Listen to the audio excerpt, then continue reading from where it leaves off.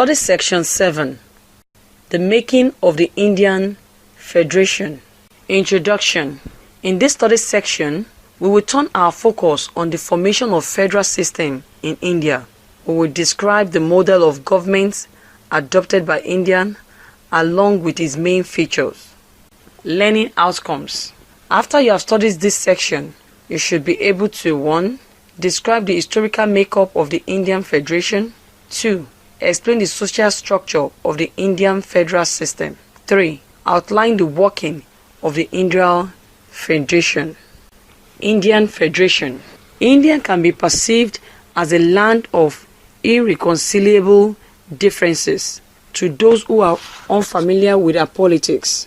With more than 850 million inhabitants spread over 25 region states, 15 major languages with different scripts, India is a country of continental proportion with a rich cultural diversity and sharp contrast in living standards.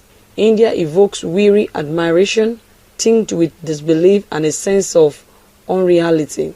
The country of Buddha, Gandhi and Nehru was baptized in blood shortly after independence as the partition of British India in 1947 left 500,000 dead and 15 million homeless.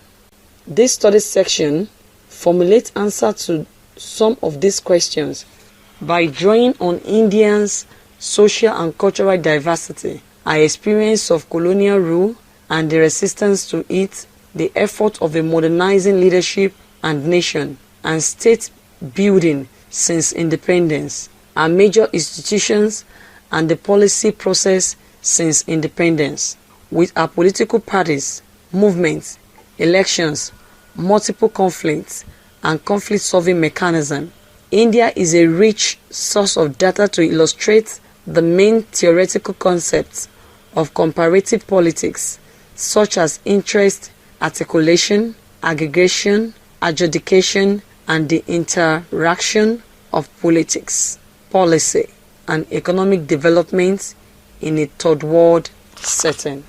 The resilience of India's democratic political system appears even more outstanding because our main political institution, the legislature, executive, judiciary, or individual rights, have not evolved from within our society and culture.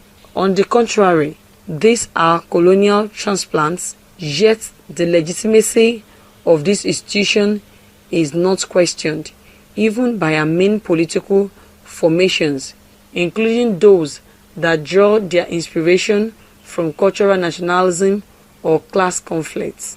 The answer to this puzzle lies not in the hidden genius of Indian culture, but in our political institutions and process, and the political culture that has evolved from the interaction of tradition and modernity. The social structure of the India federal system. 1. Democracy and diversity.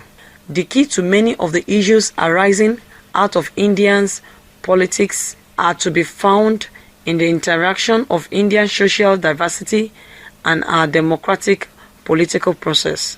The rich diversity and ambiguity of traditional cultural symbols are not just an adamant of modern structures in India. They are the very staple of the political process itself. India is a modern state enclosed within a traditional society experiencing rapid transformation. Because of the absence of integrative mechanism of the capitalist market or totalitarian ideology, both of which discourage diversity and reinforced by the aggressive assertion of identity, India's cultural diversity has played an increasingly strident role in their politics. 2. Religious diversity and political conflicts. India has a sizable numbers of Hindus, Muslims, Sikh, Christians, Buddhists, Jains, Jews, Parsis, animists. Virtually every religion in the world is represented. The census of India classifies the vast majority, 83%, in fact as Hindus. An earlier generation of specialists of Indian politics thought that religious belief impeded the functioning of the modern state and economy and acted as a major obstacle to social transformation. However, recent political developments have shown that far from being a source of resistance to change, religion can also become a political vehicle for social movements, seeking to impart a sense of identity and a dignity to social groups who feel discriminated against or threatened by other social groups. An extension of this logic is made by Hindu nationalist movements who demand the embodiment of Hindu cultural ideas within the structure of the modern states. The cultural diversity of India has been enriched and only by the variety of primordial groups, but by the additions of groups specially constructed for the purpose of obtaining material advantages. The direction and pace of the process depends largely upon the leadership that emerges and the clientele it hopes to mobilize, the nature of its demands, and how effective the central and the regional governments are in dealing with them. 3. Language. Next to religion, language was the most important potential source of discord in Indian politics after independence. The salience of this problem can be fully appreciated when one looks at the role that linguistic nationalism has played in the breakup of Pakistan and the contribution of Sinhala nationalism to communal conflict in Sri Lanka.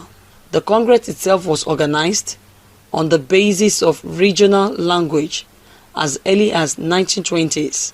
The administrative map of India was not redrawn until 1956, and since then the Indian states have been reorganized on the basis of mother language. Indian languages can be divided into two distinct groups: the Indo-Aryan languages of the north and the Dravidian languages of the south. The largest single language in India is Hindi, which along with English is recognized as the official language of India. However, once the movement for a linguistic state succeeds, the movement transformed into a ruling party, acquiring new functions. This has contributed to the greater differentiation of the political system, as well as to the overall legitimacy. Federalism in India. Thanks to the political unrest in Kashmir and Punjab and subnationalist movements in the northeast, India's federal division has emerged both as a threat and an opportunity. Some see in the issue of federalism a reminder of the fear of balkanization that so concerned the leaders of India who have lived through the bloody partition of the country. The demand for a federal division of powers, considered by the Indian National Congress in the 1920s when it organized its provincial committee on the basis of linguistically contiguous areas, originated from the need for safeguards for regional and sectional identity.